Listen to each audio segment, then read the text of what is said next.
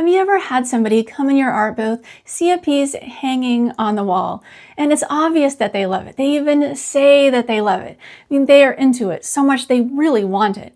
But then they end up leaving and they don't purchase. I mean, this happens fairly often, I think. Most of us who have done art fairs for any length of time have experienced this. Me too. But there are some things that you can do to minimize this from happening, especially if it's happening to you a lot. You might be making some of the mistakes I'm going to go over in this video. I've been selling my work at art fairs for over a decade, and so I've had plenty of people come in my booth and leave without purchasing. But I figured out some things over the years that have really helped. And first thing is, it might be the price. If your prices are really high, like higher than everyone else's work at the art fair, and then people are coming in, they look like they have the financial means to purchase a larger piece, but they don't purchase your artwork, it might be the price.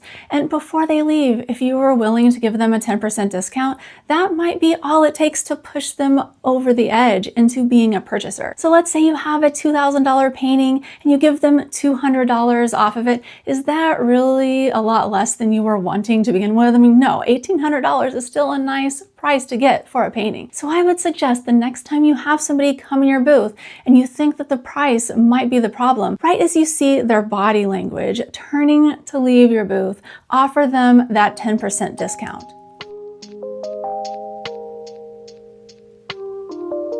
Another thing it might be is your storytelling. If a person is interested in any of your pieces and you see them standing in front of it, especially if they say they love it, you better get right in there and tell them everything about it. Get them to emotionally connect with it and make sure to show them and explain to them how much time and effort you put into it. That way they know the value that's within it, how much it means to you as the artist, what inspired you, and how your materials and process impacted the creation of the piece, even your struggles about it. Get them interested in it, get them to connect with it, because that emotional connection is going to be what gets them to buy more than anything.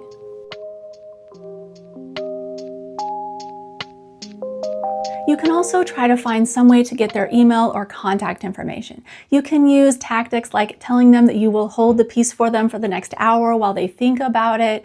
You could also use tactics like you're doing a free giveaway on your email list. Whatever you can try to dream up that will get people enticed enough to give you their contact information. Because if you have their email, then you can reach out to them later to see if maybe a discount code or even just another touch point where they can ask you more questions about the piece to be able to close that sale.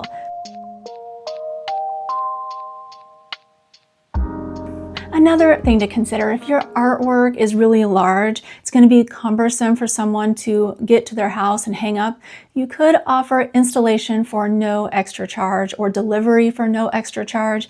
This way, like after the event is over during the day, you could drop it off for them at their house. This will get a lot of people who are on the fence, who just are like, look, I don't know how to manage a piece that's like 40 by 60. How do I get this home? How do I hang it up?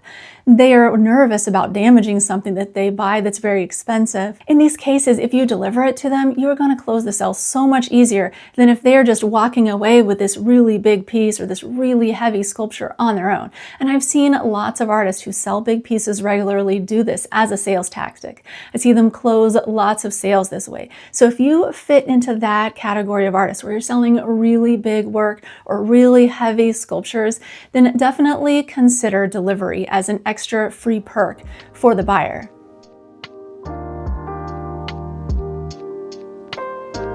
It's also a really good idea to have art prints of every artwork that you have hanging in your booth if you're doing shows that allow you to have prints there. And here's why. Because most of the people who are walking by your booth, they are not going to ever buy like a $2,000 painting, maybe even a $500 painting, right? These people are making impulse buys. So if you have art prints that are for $20 or $25, even $30, you're going to make a lot more sales than you are if you only have originals that are $500 and above. Even if you have originals that are $200, some people just can't afford that.